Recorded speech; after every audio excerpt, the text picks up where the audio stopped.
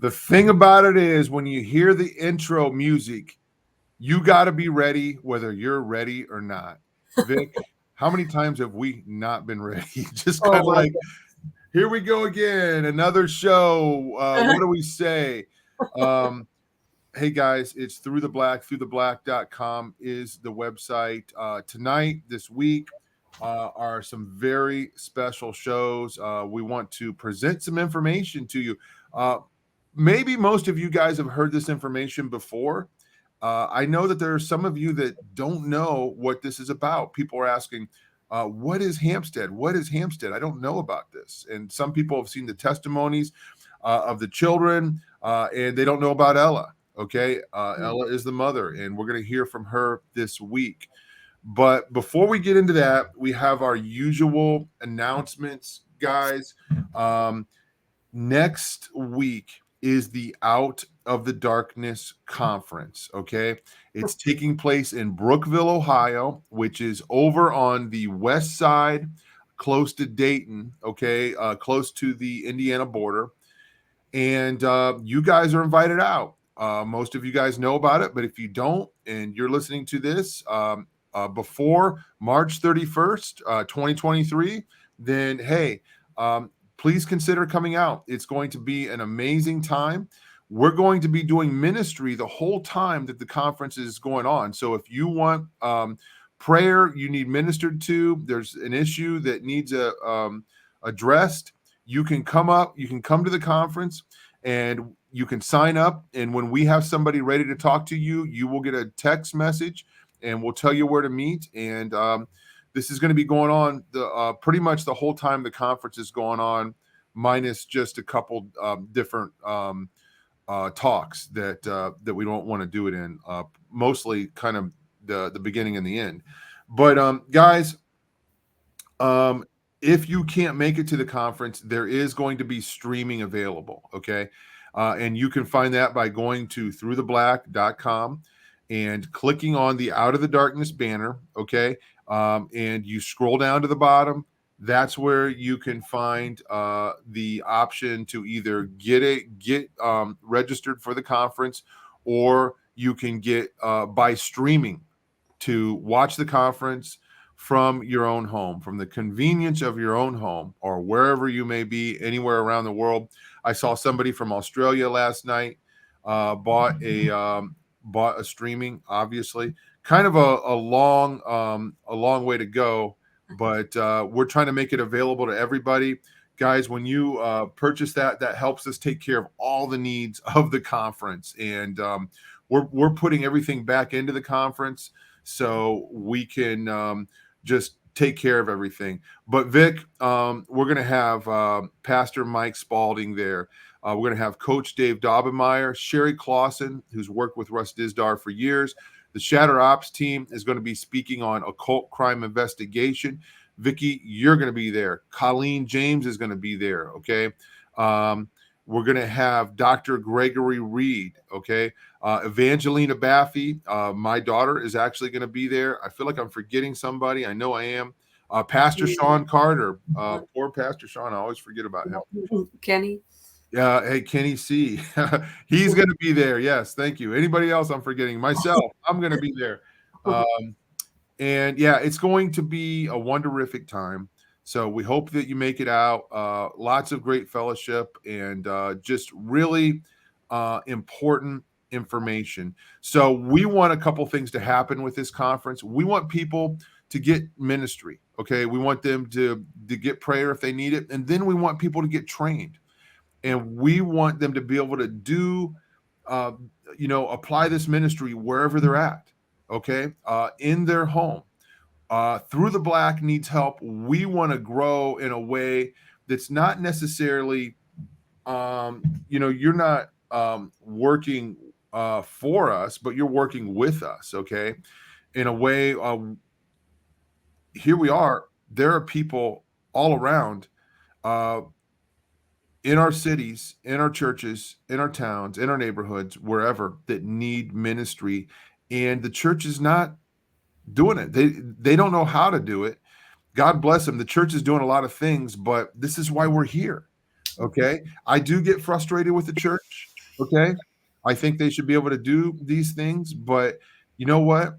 If they did all these things, then hey, I wouldn't have got to meet all these cool people. Mhm. Here we are, and we're here to train, we're here to help. And God bless Pastor Neil Peterson and the Harvest Revival Center, because that's a church that does know how to do it.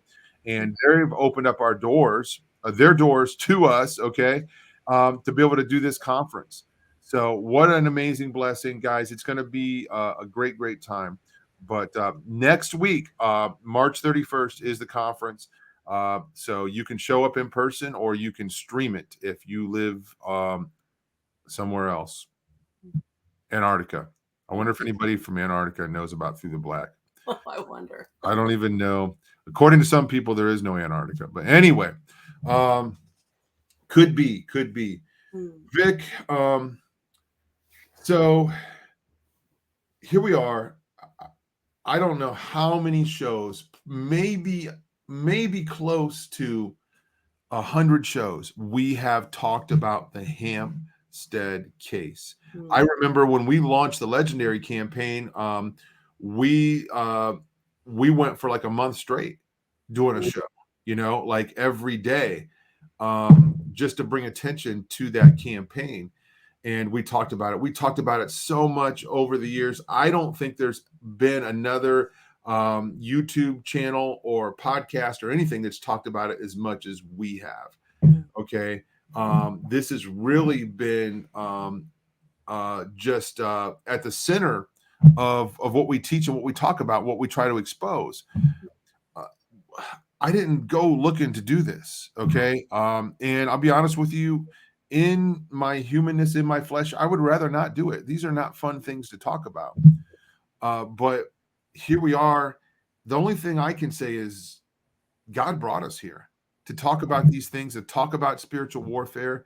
Okay. And this is spiritual warfare. Vic, you teach about it in your book. So I want to hear from you, Vic, about maybe the first time you saw the testimony of Elisa and Gabriel and what your response was to that.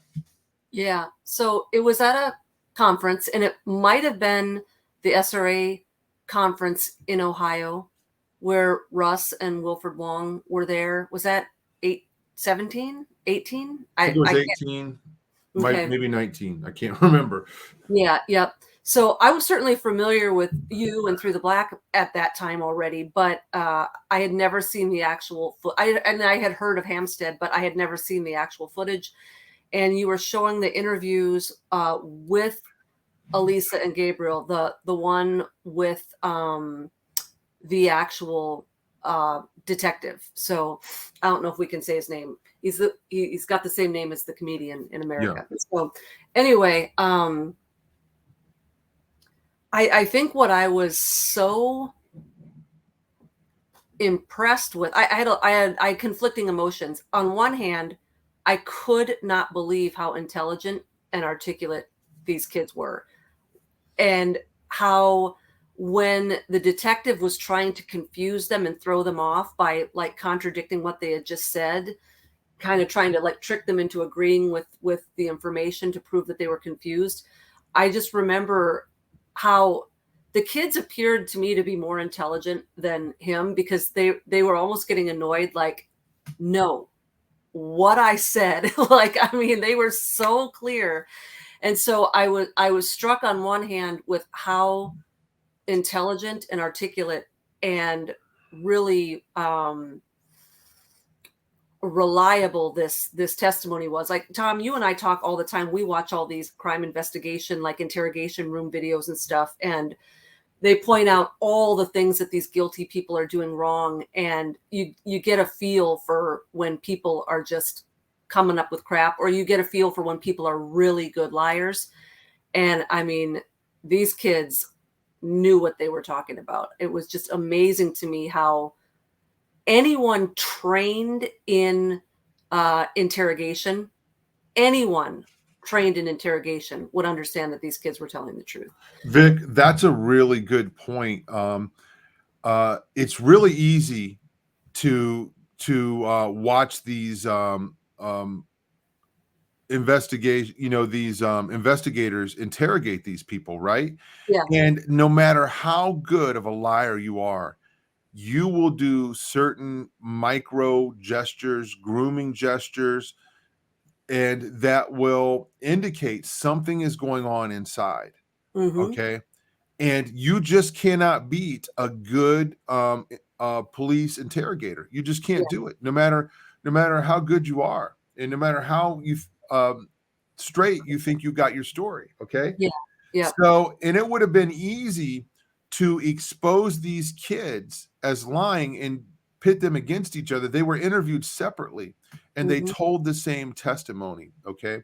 Now, there was a retraction. We're going to talk about that later. Okay. Mm-hmm. But, and guys, again, I just want to mention tonight's show is kind of foundational for the next two nights. Okay. Because you're going to hear from the mother of the Hampstead kids. All right.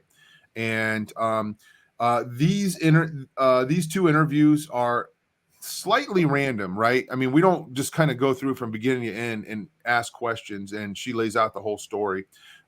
We talk about different things here and there. So, but Through the Black really got involved in this case in trying to bring exposure to it, because here was a case, Vic, that was fresh. Okay. Now, a lot of the cases that we deal with were during the satanic panic years, right? Mm-hmm. Where the McMartin preschool, okay, preschools and churches all across America.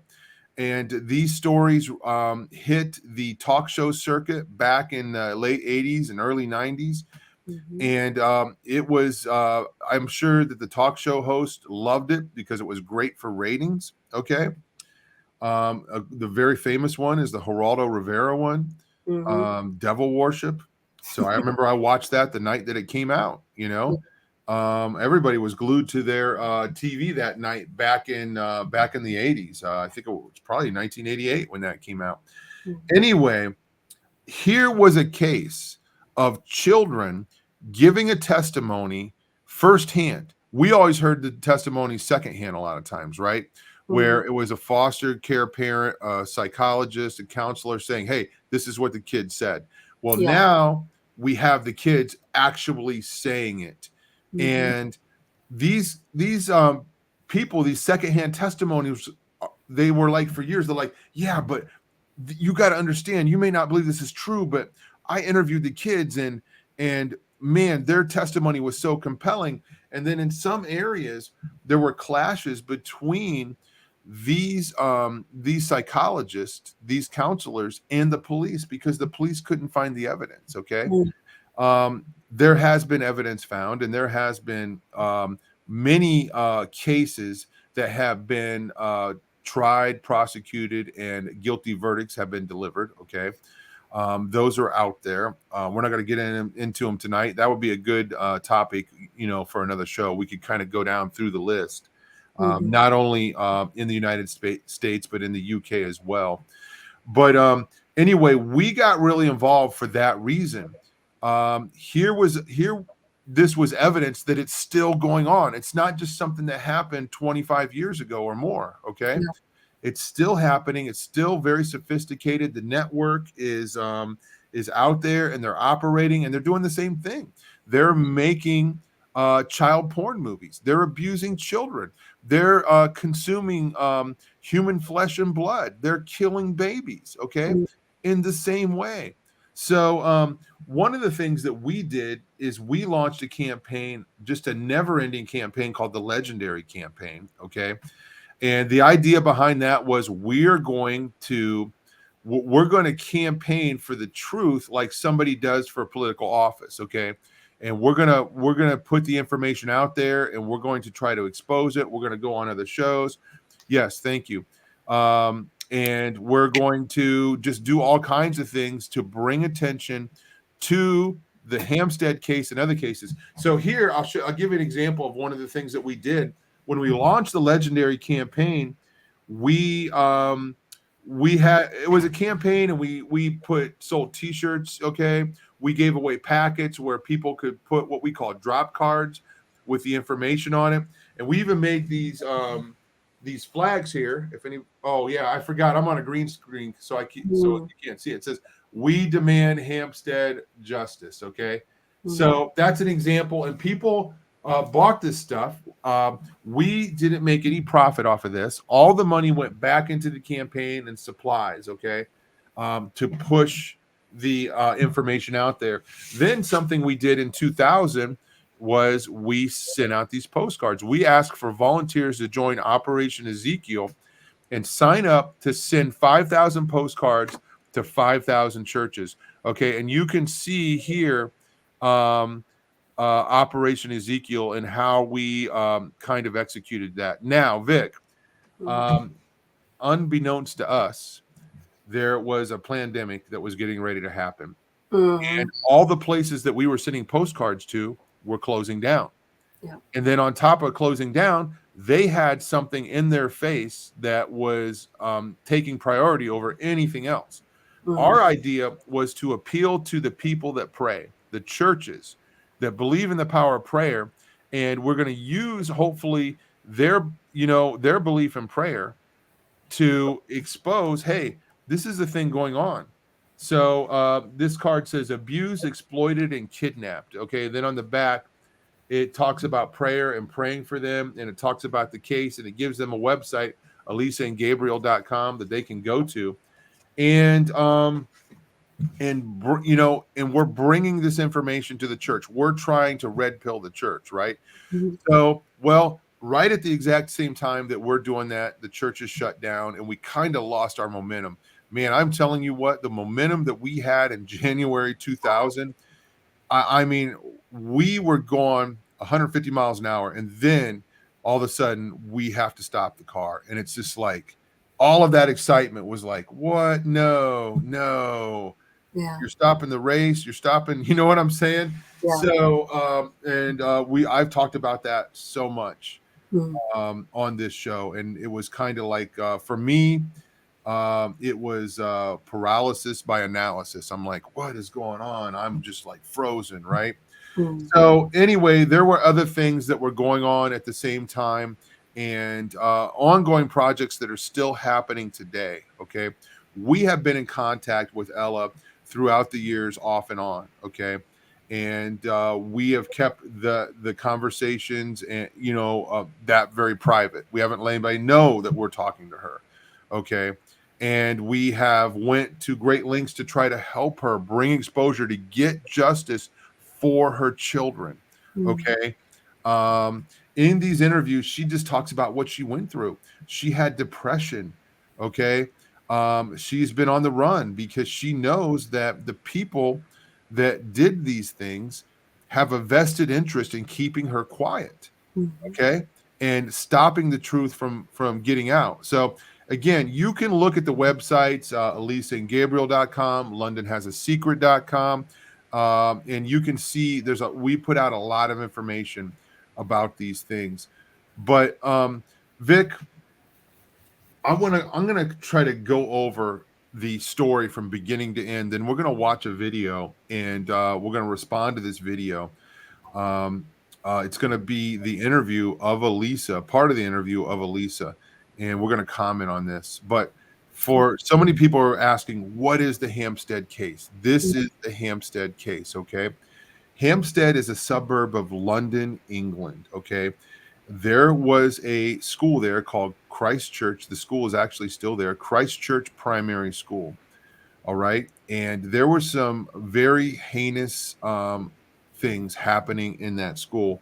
So Elisa and Gabriel are the whistleblower children, and you saw me hold up a postcard. These are the children right here. Okay, they, along with other children, were being abused in that school in a horrific way that involved sexual abuse, that involved filming of the sexual abuse, that involved the killing of babies, that involved the drinking of blood. Okay, that involved their teachers, their father. And this is all according to the testimony of Elisa and Gabriel. Okay, you guys can watch the testimony and you decide what you think about it. Well, as you will hear, Ella disclosed that she knew something was wrong with her kids for a long time, but she didn't know what. She was like, "What's going on? Am I a bad mom? I don't know what's wrong with my kids. There's something really wrong with my kids." And they were on holiday in another country where the children felt safe. Okay, and Ella was there with her partner. Okay, at the time, Abe. Okay, this is a part of the story that's known, and they caught the children. Okay. Um, Acting out in a sexual way, and they confronted the children. Who taught you this? Who taught you this? And the children disclosed what was going on. They disclosed all the things that I just mentioned, the sexual abuse at the school, the satanic elements, okay, and the rituals, the occult, behavior, the satanic, connections, all of these things. And Ella and Abraham, obviously, Ella said, in a way, I was relieved because I finally knew what was going on. And then she's horrified at the same time, like her children have been through this, but she finally knew the truth about what was happening. And she was just kind of thankful to finally know that.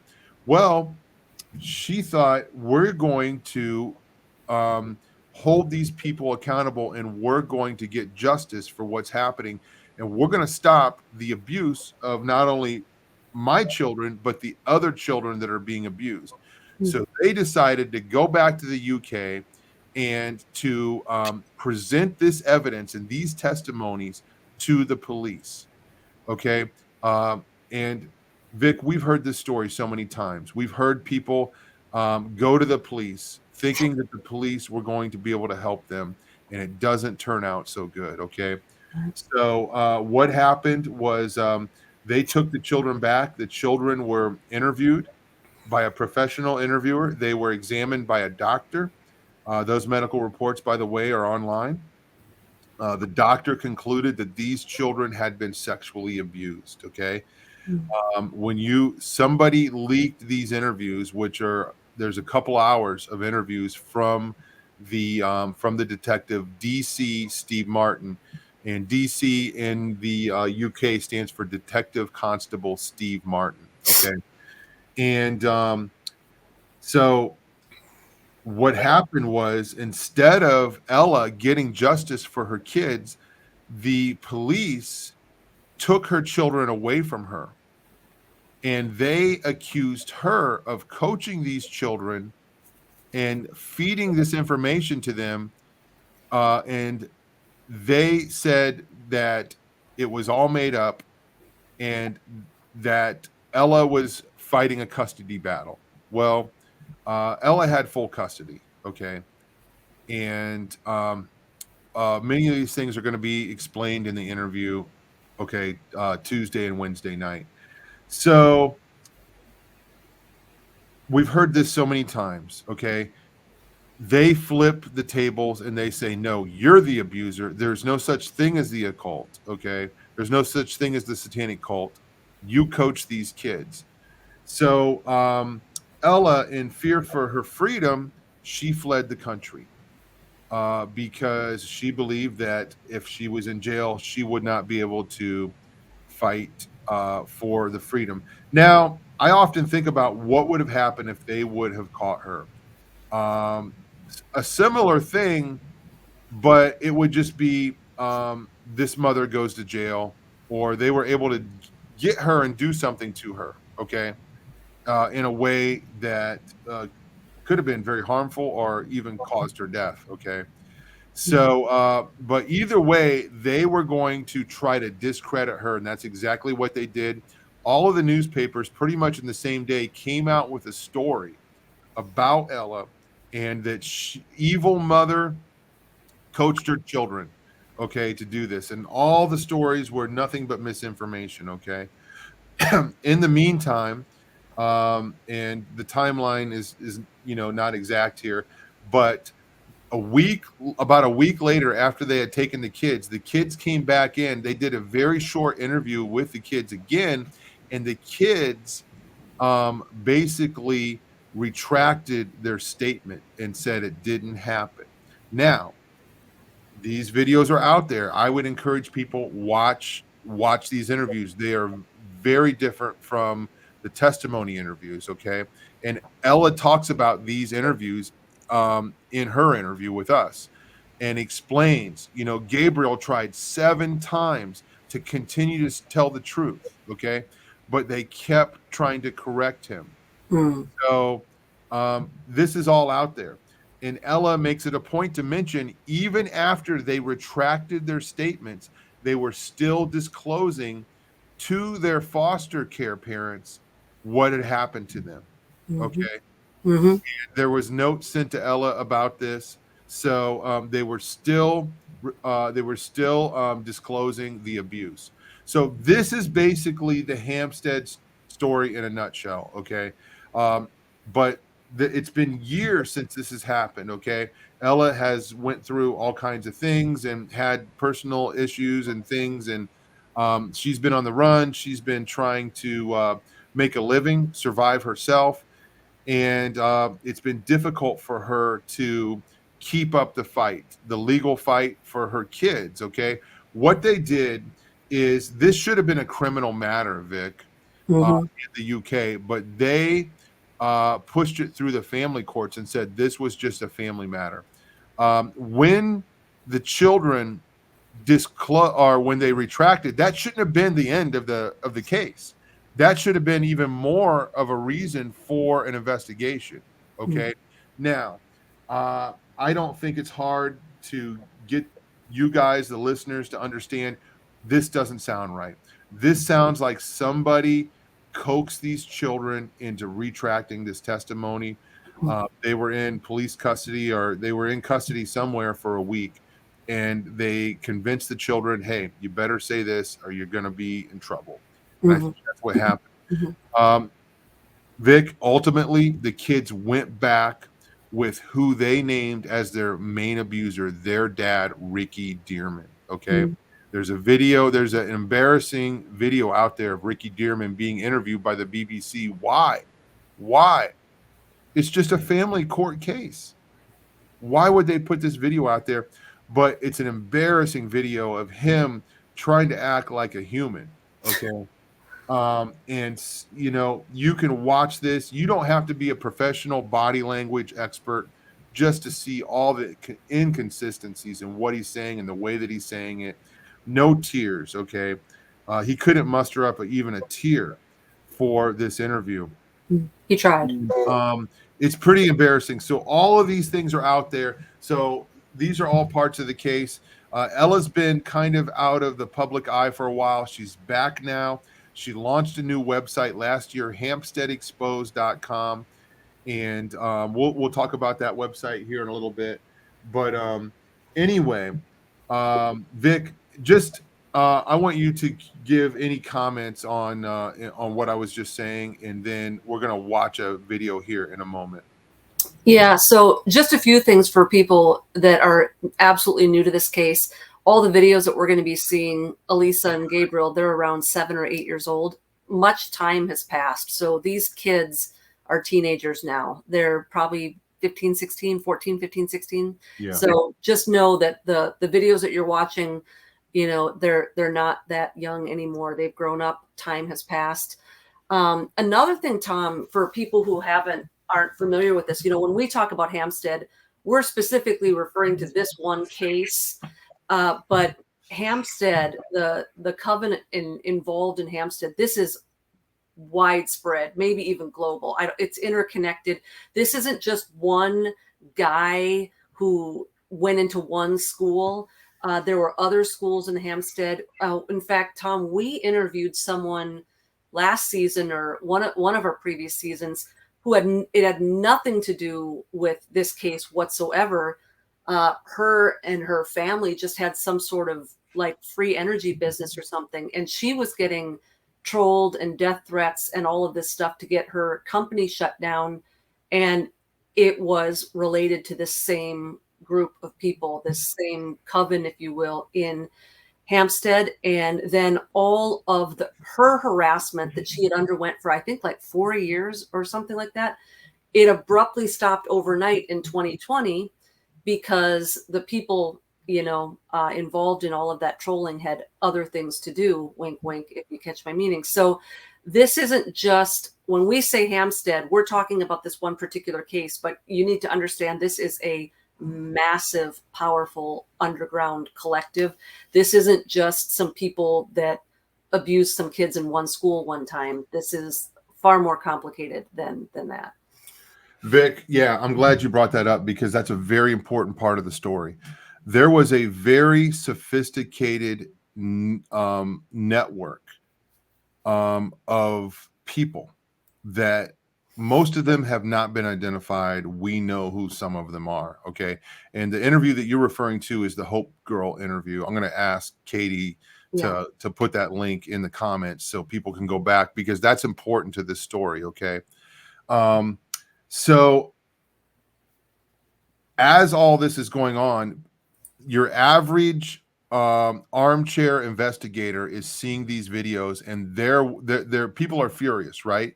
And people are talking about this, and there's a group, okay, and out there that were attacking anybody that took the side of the children. And these attacks were very hateful, they were very vicious, and it was really odd, Vic.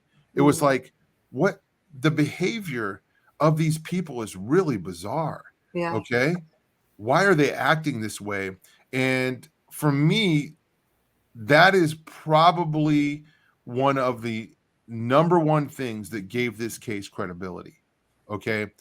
There was a vested interest in a group of people to try and shut this down, and it didn't make any sense. Okay. That group attacked us for years. Okay. They're pretty much not around anymore. Okay. They're out there, and, I'm sure they would chime in if they heard me talking about them now, but they've kind of just went away for whatever reason. Okay. Now there are still efforts, and Ella talks about this, to still discredit her, to make her look bad in the eyes of the press, where, it's just kind of a joke. It's kind of weak. So why all of this effort? Why in the world would these people work so hard to discredit people talking about a case that has no connection to them? So Vic, when years ago, the first time that we interviewed Ella on Through the Black, Jared and I, we got this interview, and I don't think we told anybody that we were going to do it. We did the interview, went to bed that night, woke up the next day, and we saw all of these troll attacks on our page.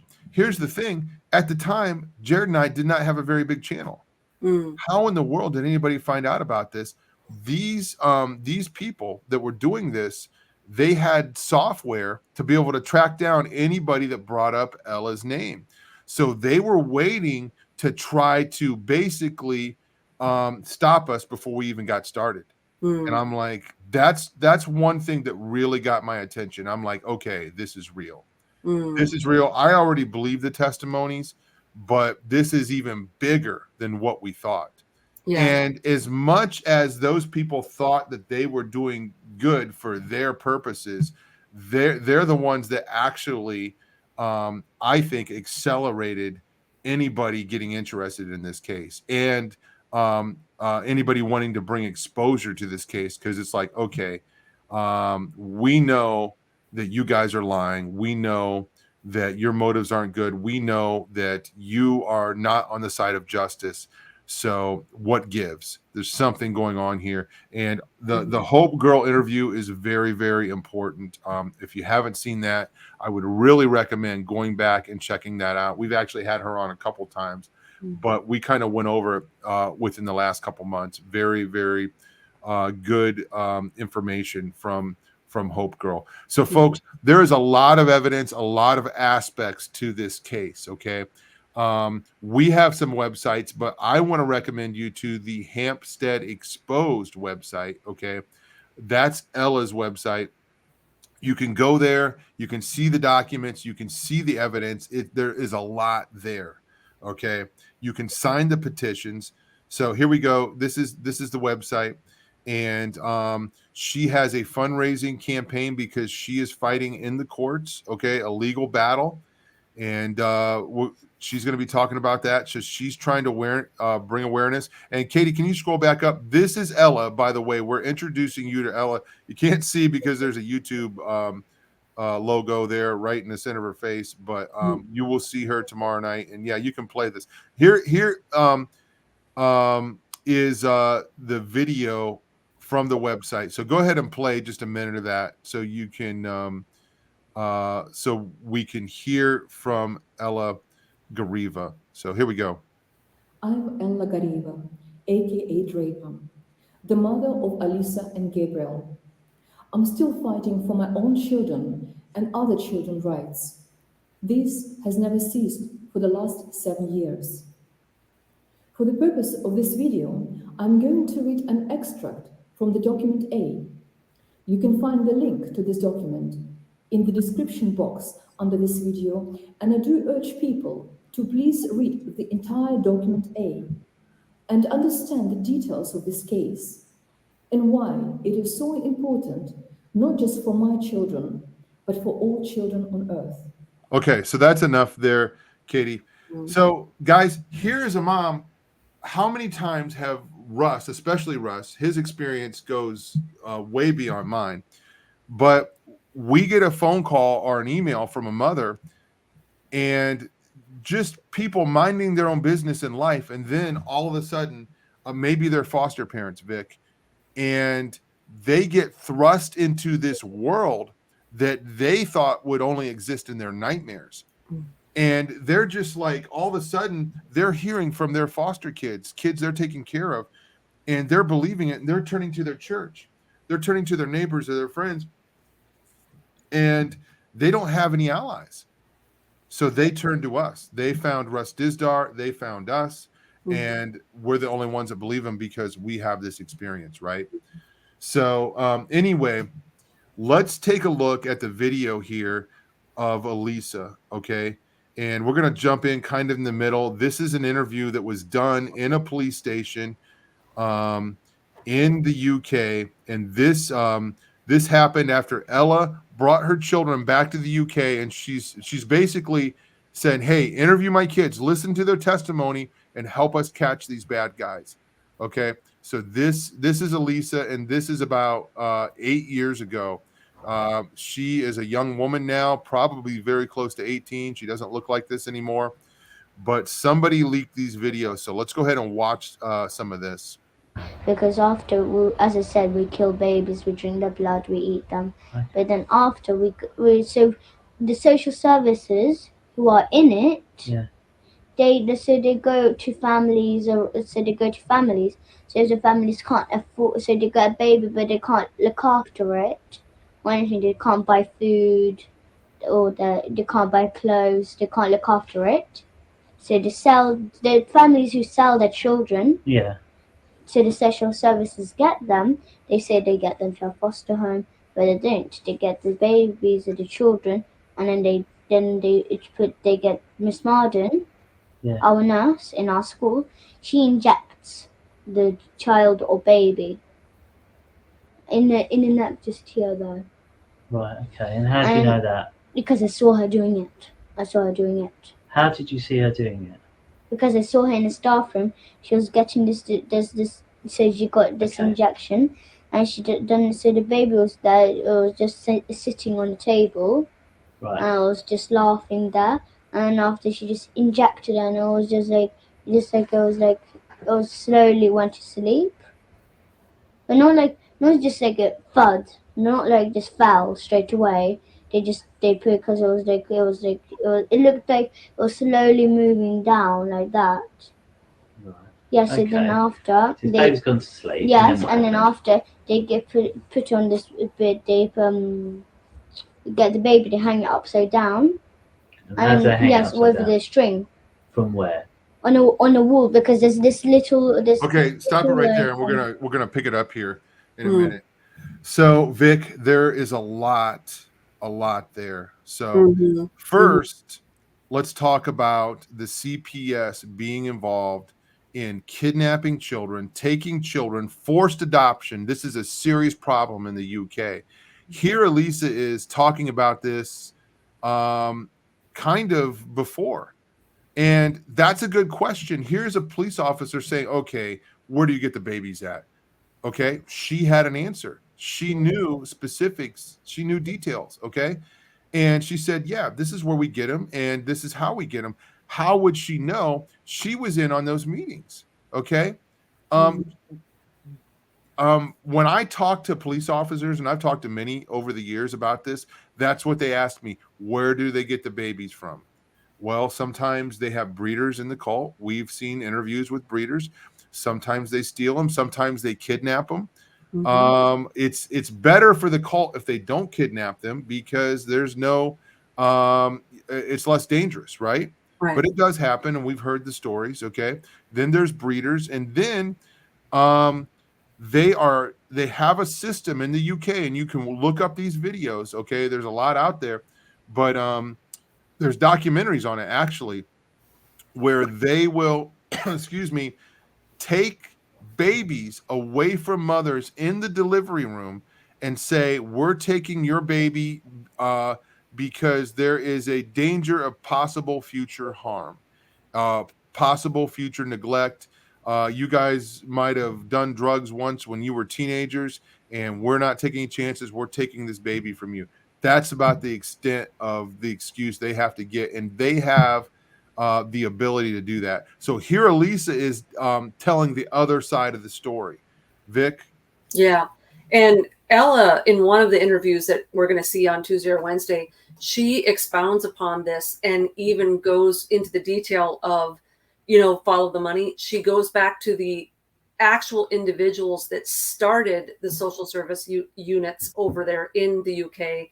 And I can't remember what name she said, Tom, but they're the familiar kind of like you understand that this is big money bloodlines that started these organizations and had purposes from the get-go for why they started them. But again, just watching this interview, Tom, and thinking about how ludicrous it is to think that anyone coached them. When you have a story that complicated, like you're not just saying my dad abused me, but you're talking about the nurse at your school, and we were in the staff room, and this is the exact way the baby fell asleep, and things that could easily be tested to see, like, is that what would happen if you injected a baby? Is that all of this stuff? It's way too detailed. You would never expect a child to remember all of that detail and be consistent with it. Even if they somehow memorized that extraordinary level of detail, at that point, a skilled interrogator would come back and they would keep asking for details. Now, where did you say the nurse was when this happened? Or they would say, like, now, where did you say when the principal did this? And they're not going to remember to correct it. They're not going to remember, oh, wait, I said it was the nurse and I said it was the staff room. There's a point where you can't juggle that many details. It's just in listening to this one little piece out of hours and hours of interviews where they're giving all of this detail. How in the world could these kids memorize and retain that level of detail? I mean, typically when you see kids who have been coached, they just have one kind of little storyline. And when you start asking them details, they don't have the answers because the story wasn't developed to that level. Well, and yeah, exactly, Vic. They don't have the answers because they were trained to say a certain spot. They weren't there, so they couldn't. There's no possible way that they could give details about something they didn't see. Right. So you see in the clip that we just watched, the detective comes back and challenges her, and he said, "How do you know that?" She said, "Because I saw it." Yeah. I saw it. And she explains, Mrs. Martin, the nurse, by the way, who still works at that school, took an injection and put it right here in the neck, and explains how the baby was laughing and then it slowly went to sleep. Okay. And yeah, wow.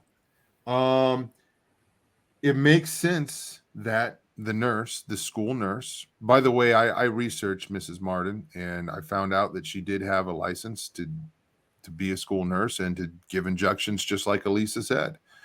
And it makes sense that she would be the one to do that. Mm-hmm. Mm-hmm. This is Vic. This is a crazy story. We realize that this is hard to believe. Mm-hmm. And here we have a mother all these years later still claiming that she did not coach the kids, that this is true, and she still wants justice. You actually speak to that in the interview and just give kind of validation to Ella that this is evidence, okay, of the truth. Yeah, absolutely.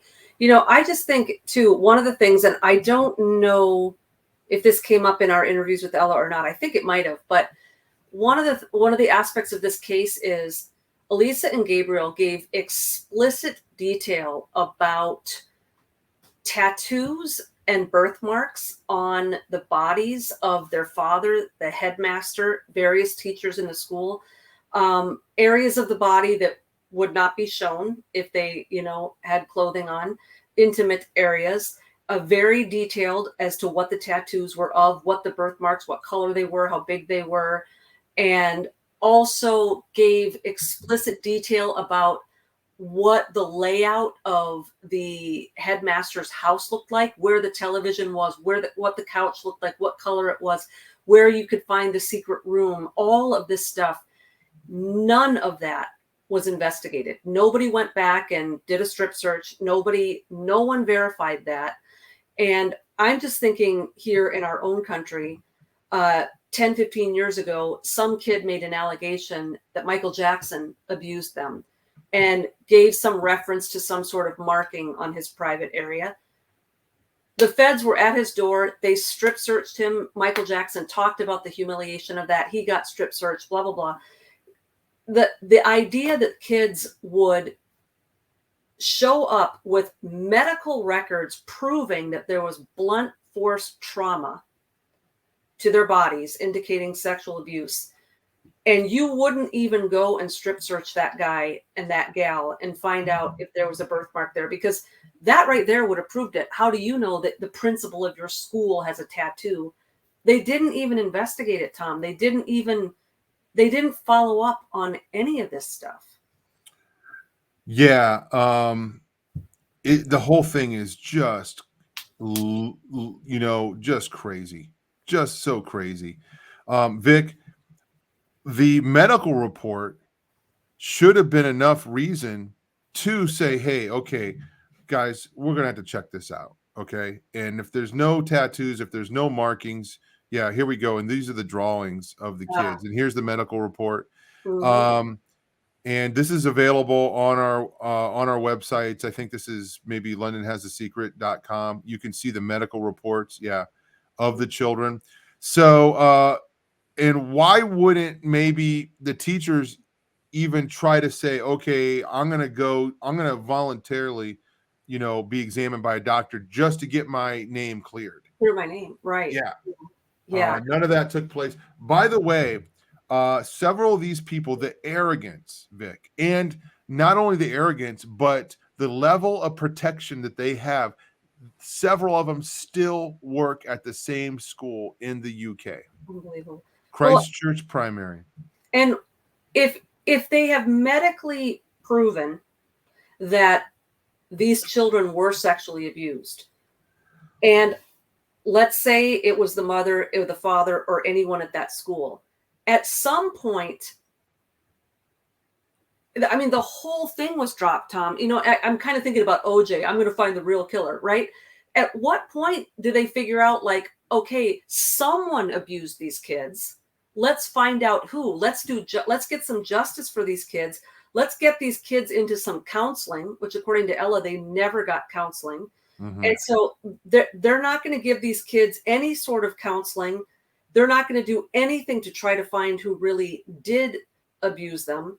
They're going to reject all appeals to take this to court to find who did it. I mean, just the injustice done to these kids where there's evidence of sexual abuse and no one for 7 years in the UK, in the court system, in the education system, in the legal system, no one apparently cares to figure out who did that to them. Well, and Vic, anybody that tried that was an armchair investigator got fined. They got put in jail for their actions. Yeah. And there was a blackout on talking about this case. Okay, there was a gag order. You weren't allowed to even say their names. Okay, and you're not allowed. Now, I understand the idea of protecting children that were underage. Okay, Sure. And here's the thing: if somebody wouldn't have leaked these videos, we wouldn't have this level of awareness. Okay. Yeah. These children are in danger. Okay. These videos should be considered like missing persons, video. It's not like when a kid is kidnapped, we don't not show their face on the poster, right? And that's what we're talking about here. These children were kidnapped. They were taken away from the mom and abused, no counseling, no therapy, and they never tried to get any kind of justice for them. Right. Okay. This should have been a criminal investigation in criminal courts, but it was swept under the rug, put into the family courts. And I mean, we could just go on and on and on. Again, HampsteadExposed.com. You can find all this information out. So let's go and look at some more of this video. We're going to find out what happens next after they injected the baby. Okay. And they caused the baby to fall asleep. So let's listen to more of the testimony. His baby's gone to sleep. Yes, and then after they get put on this bit, they get the baby to hang it upside down. And how's that hang yes, with the string. From where? On a wall, because there's this little like is a screw, and they put a string as like a circle string, tie it to the legs, hang it upside down, and then they get the knife they use for cutting the baby's head off. So this big ones, like this big Chinese ones, which you chop up coconuts and stuff. Right. Yes, they get cleavers, aren't they? No. Okay. I don't know what they're called. You've described it well enough. Yes. Okay, pause it right there real quick. Because So Vic, again, here's another example of her attention to detail. Okay. She is trying to describe the exact knife that was used to do this to the babies. So go ahead and play it, Katie. He forces me and Gabriel to do it. But because we're not strong enough to cut the baby's head off, he has us to hold the knife, and he puts his hand at the top of our hand, and he helps us to cut the baby's head off. Because he's learning, he's teaching me and Gabriel, so when we're older, to do it to our own children and do this kind of stuff to our own children. Where is it this happens? The church, the kitchen in our church. The kitchen in the church. Yes, they got. Yes. So, right, this string. Tell me about this string. So it's just like, it's not just like just a thin normal string. It's a bit thick. It's like maybe that thick. Okay. And so they go around. Let's pause it there. Why would the detective ask for details about the string? Yeah. She gave him. She knew what the string looked like. Yeah. And if Ella coached her daughter to say this, how did she know to tell her the details about the string that was used to hang the baby upside down? Yeah. Okay. Yeah. Did she say, Elisa, make sure that when they ask about the string, okay, that was used, you tell them this, okay? She gives the details. It's kind of a weird line of questioning, unless he's just trying to make sure she knows details that she was actually there. Yeah. In a way, this questioning is really good because it really shows that she is recalling from memory what she witnessed. Okay. Mm-hmm. I don't know the motives at that moment. Were the motives to try to embarrass her, to catch her in a lie, or to make her stumble in a way to derail the whole truth. I don't know what the motives were, but I think that the line of questioning only helps the case that she is disclosing the truth. So you know what else is fascinating to me, Tom, is a lot of times when you hear coached kids talking about abuse, because there's been a lot of stuff on American talk shows where they're trying to get to the bottom of if the father really abused or whatever. When kids are coached, there are emotions that come out about the father. The father they're not just saying the father did this. They're assigning all sorts of emotions to it. So they're saying my dad is mad, like my dad's evil, he's mean, like they're ascribing all sorts of character traits to the dad. And here Elisa doesn't say anything about my dad's a sick, twisted pervert. He's got us murdering babies. He's disgusting. She's saying, well, of course, he's teaching us because we're going to pass this on to our children. And that's not the way someone who's coached to make their dad look terrible would see it in their head. She has this logical explanation into her head as to like, he's helping us, he's teaching us, because that's the grooming right there. That's the parent that's grooming. He's gotten the kid to believe that this is this loving act where I'm teaching my children, I'm raising them up in the way they should go. I mean, that to me reveals what parent is grooming the kids. Vicky, we cannot underline enough the importance of these videos, of this testimony, of this case. This case represents thousands of more cases. Yeah. We don't say this to bring fear or paranoia to people. We want people to have awareness. Even if there is thousands of more, there are still more of us that would not do this. Okay? They are a minority, but we cannot ignore that this is going on. These types of things are tied to everything that we see that are affecting our lives, politically, okay, financially, all right. And again, we're not going to go into all those details today, and I don't necessarily believe all of the connections, okay. But we have to make, we have to do our own, research and investigation. And again, this is just one story. I made a video a few years ago, Satanic Ritual Abuse Uncovered, where I put all the testimonies together. It's about 20 minutes long. And you can kind of see them. And Alicia and Gabriel's, testimony are in there as well. And you can see people over the years saying these same things. Vic, none of these people know each other. Okay. Or they didn't at the time. Yeah. How did Elisa and Gabriel know about, putting the knife in the hand and then the adult's hand goes over top? That's what Greg Reed said in his testimony, in his book, all right, in our movie Detestable, thousands of miles away from these kids separately. We've heard that so many times. So many times where a survivor will come to us and explain, this is how they did it. They put the knife in my hand, then they put their hand over top of my hand and forced me to do it. Mm-hmm. Mm-hmm. And then when they do that to a child, it defiles them. It darkens them because they think, I did this. I killed a baby. I can't tell anybody. I could go to jail. I could get in a lot of trouble for this. Now I'm part of it. So it's really, obviously it's grooming the child, okay, to think that they're bad, even though they're not. They were forced to do it. They had no control over this. Yeah. Yeah. I got so many thoughts swirling around in my head right now, Tom, and it's hard to even get focused because it should be so clear watching these videos that they knew what they were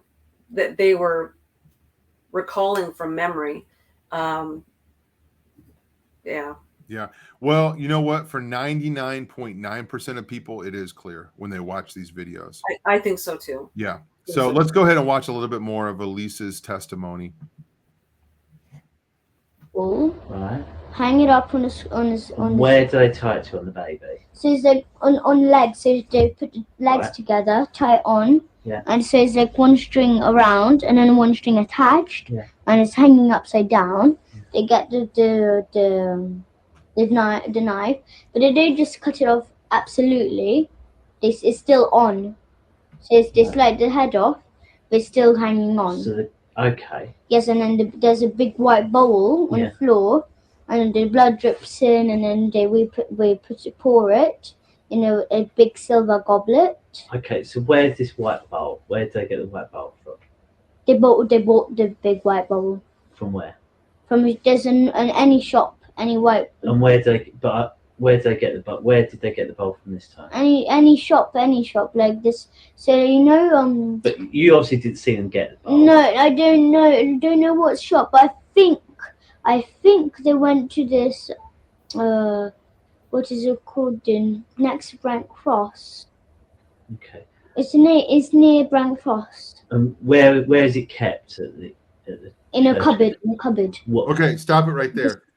So, Vic, here we have Elisa describing in detail how they cut the head of the baby, and she goes, into detail, saying we didn't cut the head off, we slit the throat, and the blood dripped into a bowl. Mm-hmm. And instead of asking questions about that, he wants to know where she got the bowl. Yeah, right. Again, I'm thankful for that line of questioning because it shows she knows where the bowl came from. She doesn't know what store.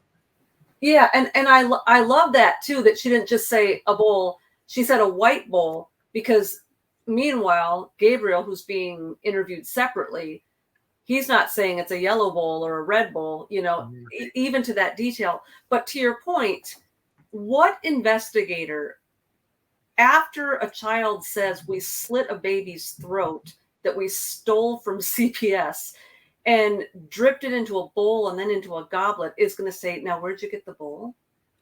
I mean, talk about deflecting to the minutia of unimportance. So here's the thing. I mean, we suspect a lot of things about DC Steve Martin. Okay. And I personally believe this is the guy that called the FBI on me. Okay. Whatever. We suspect a lot of things about this guy. Some of them I think have been vetted out and are true. But in that moment, when you're seeing that years ago, maybe you think the motivation is, okay, we want to go find the bowl so we can prove her story right. Okay. Maybe there's a motivation there. Maybe something else was going on early on. Maybe he understands that he's being recorded. Somebody else is going to look at this video. I don't know. I am certainly not taking his side, but I'm trying to make sense of this. Okay. Yeah. So, again, how many times have these interrogations taken place? Okay. And obviously a grown man can outsmart a child. It seems like that's what's going on here. I don't know. Let's watch some more. Here we go. It's near Brent Cross. Where is it kept in a cupboard? In a cupboard. What cupboard? There's just like a normal cupboard. So it's like like a cupboard, like a kitchen cupboard. Right. Okay. So where is this kitchen cupboard? There's a kitchen in the church and in a school. Right. There's a kitchen. Yes. I've got it. This kitchen. Yes. So in the kitchen, the baby's hanging up. Yes.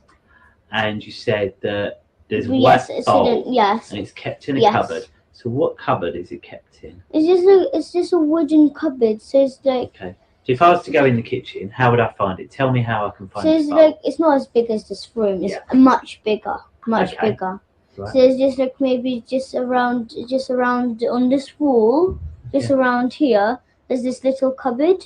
Right. It's not little. It's kind of medium size. Right. There's a medium cupboard. So where's the door? And so you describe the door is a bit like that. A bit like that. So the door's over there. Yes. Then you said the cupboard would be in the other corner. Yes. Have I got that right? Yes. Yes. Okay. And is the cupboard up in the top or down on the bottom? No, it's at the top, So like in the middle, like that. Yes. And you say it's wooden. What colour wooden? Just normal brown wood.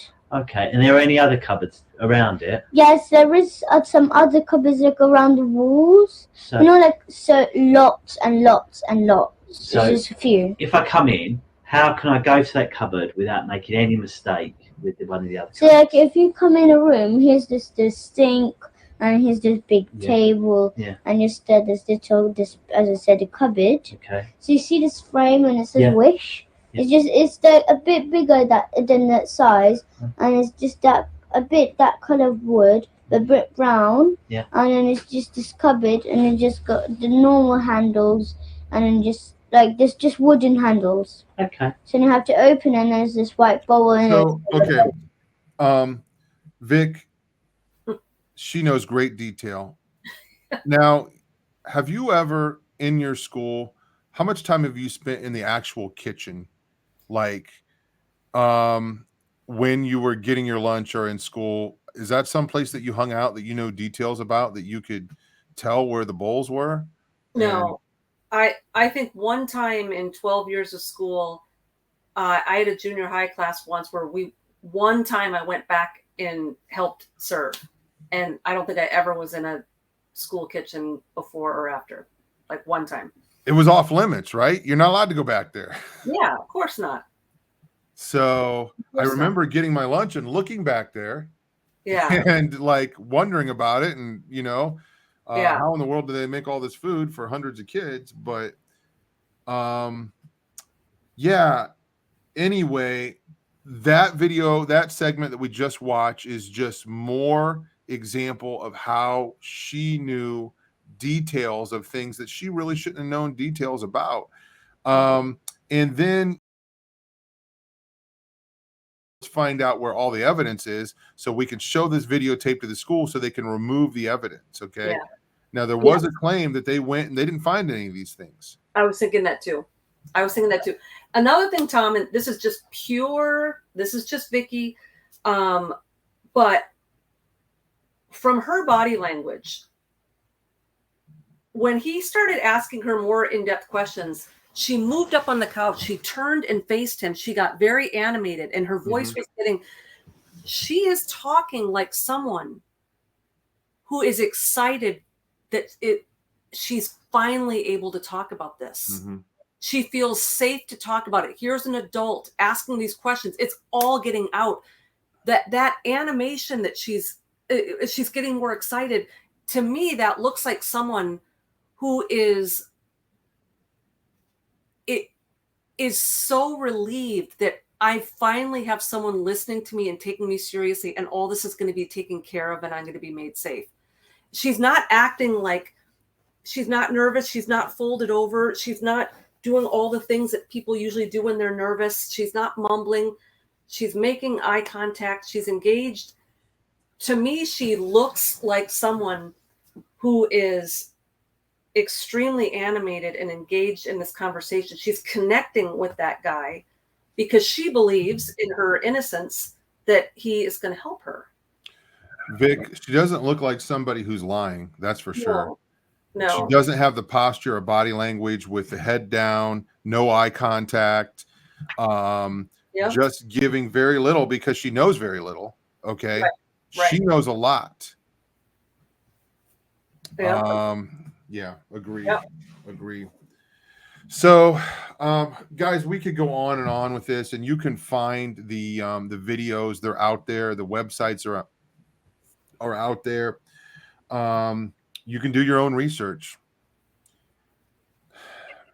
People ask me, why do you do this? Why do you do this? Were you a victim? Are you a survivor? No, I'm not.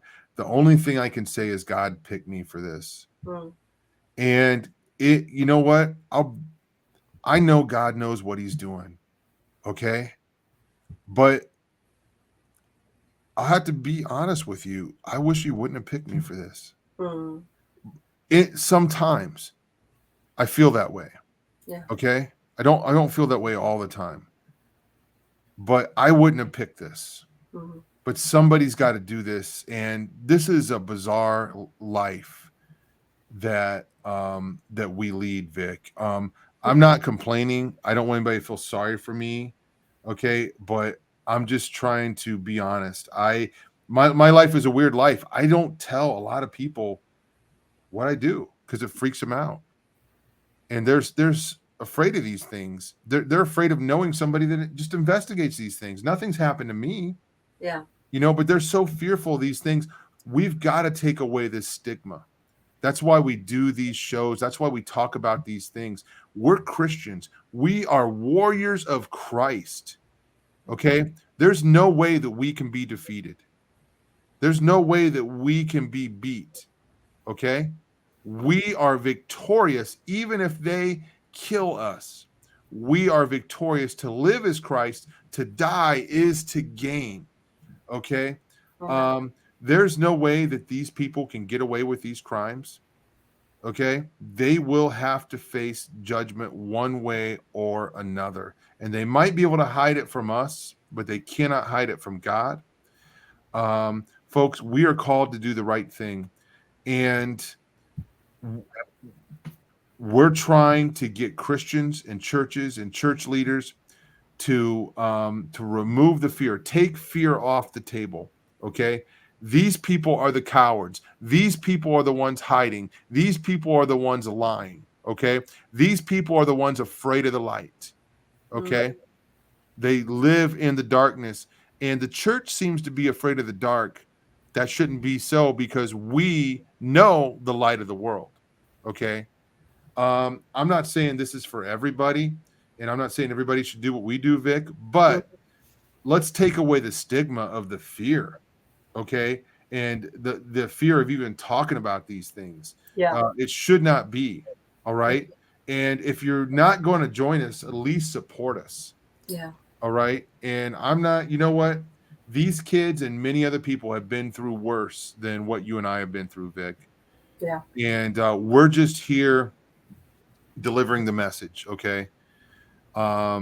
So guys, so many of you have stepped up to the plate and joined us and hit a home run and are helping us spread this word.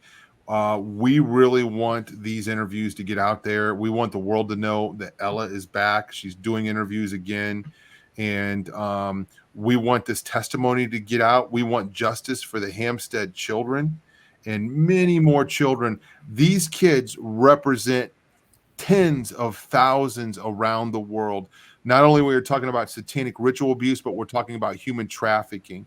We're talking about sexual abuse, you know, within families. Okay, just terrible things that are happening around the world. We have got to stand up for the children. Okay, they need us. If we don't, who will? Who will?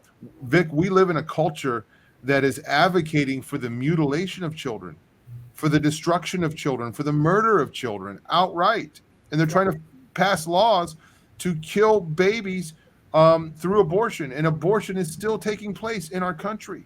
Yeah. It's human sacrifice. So we have got to fight this, guys. Here we are. And if you're listening to this, chances are God is choosing you to join us in some fashion. Vic? Yeah, I'm just thinking, Tom, I think sometimes when we hear something we haven't heard before, we have this fear, like, oh, you know, please don't send me to Africa syndrome. You know what I mean? Mm-hmm. Like we have a sense as believers that once we have knowledge of something, there's some accountability. Why did God want me to know this? Oh no. And I've talked about it on the show before, that after my dad and I had gone to X number of conferences and heard Russ talk and heard you talk, we had this like fear, like, why does God keep bringing this message to us? We're accountable. Like, oh, I was terrified. Like, oh God, don't let me do that. You know, but there's 3 other people that never would have chosen this either. And that's Ella and Elisa and Gabriel. They never would have chose it either.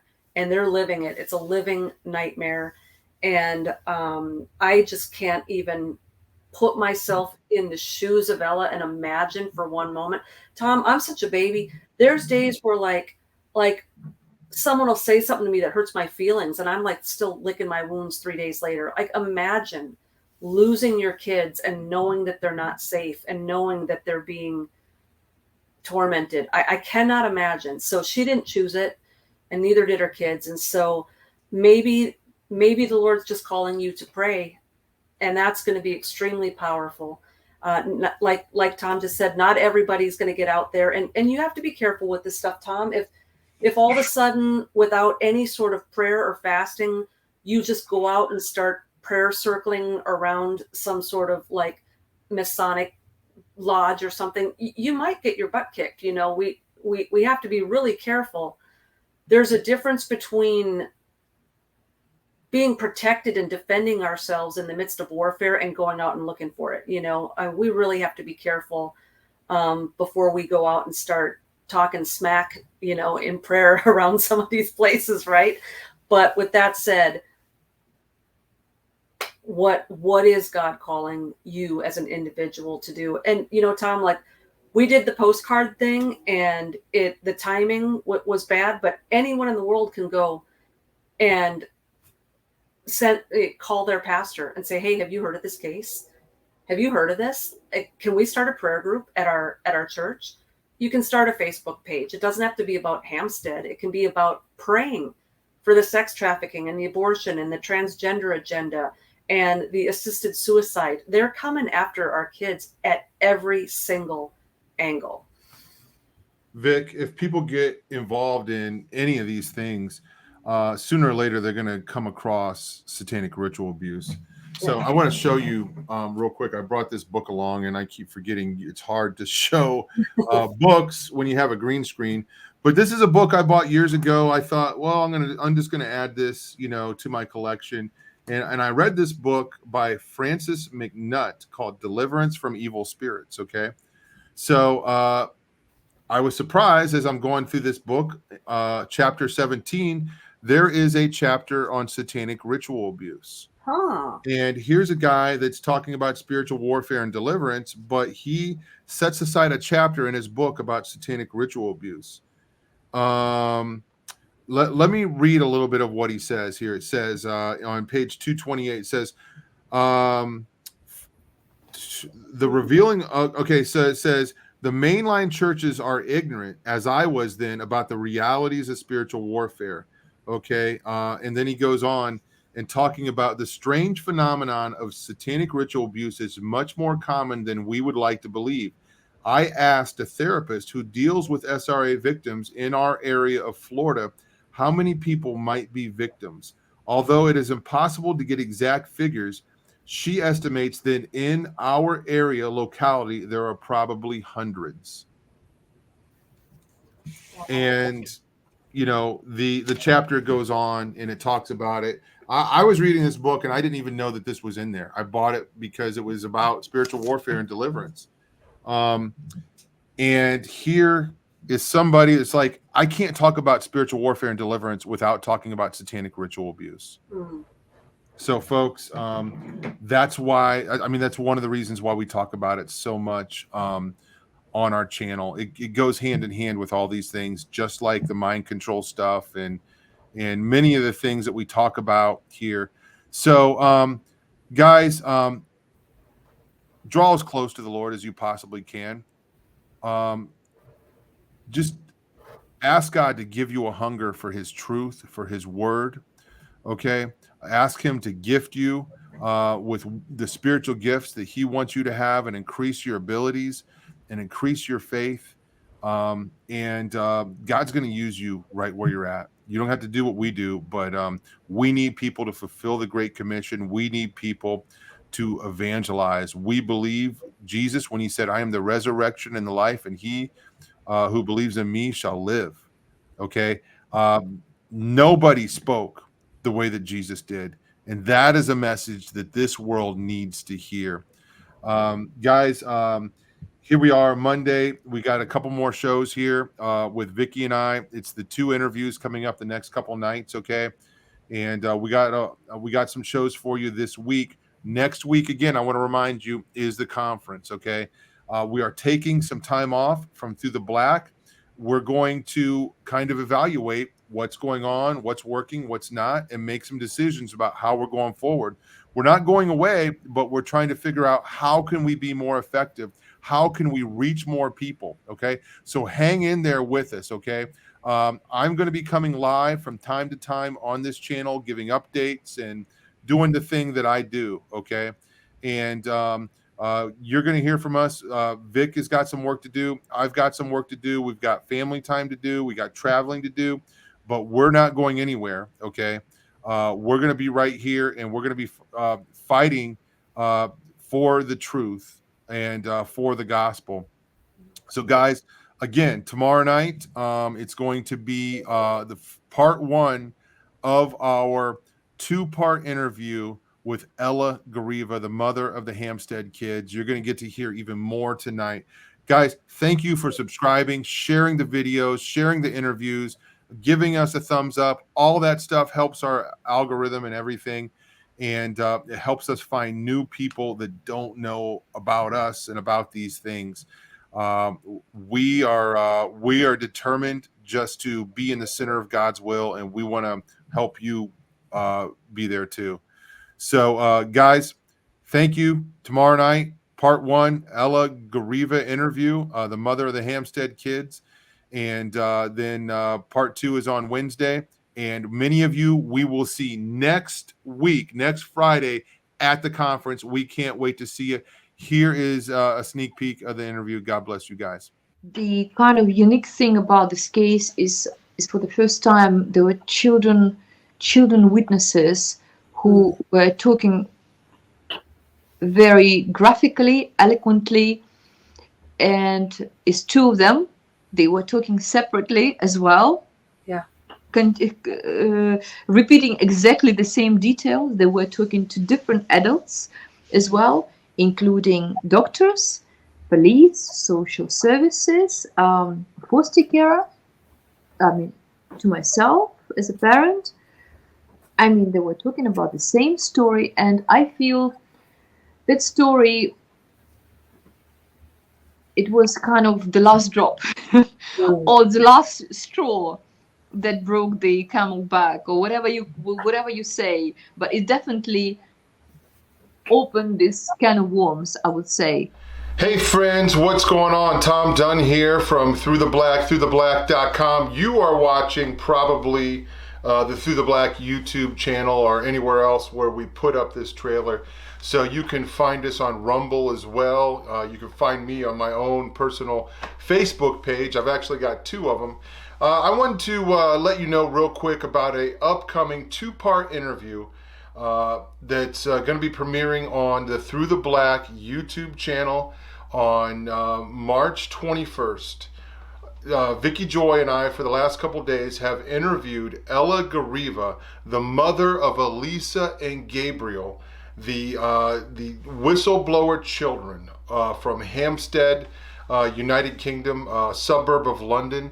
Many of you have seen these interviews of the children giving just a horrible detail to what they experienced, and just telling who did it, where it happened, how they did it, what they did, and just talking about things that children should not know about.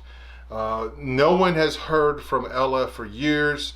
We have been in contact with her, but she has finally decided to come out and in public again with this interview.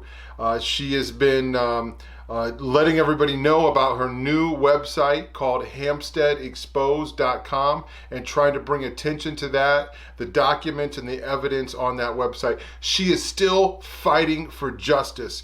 Tune in Tuesday, March 21st and Wednesday, March 22nd to see the interview and catch up on what's been going on with Ella and the fight for justice for the Hampstead children.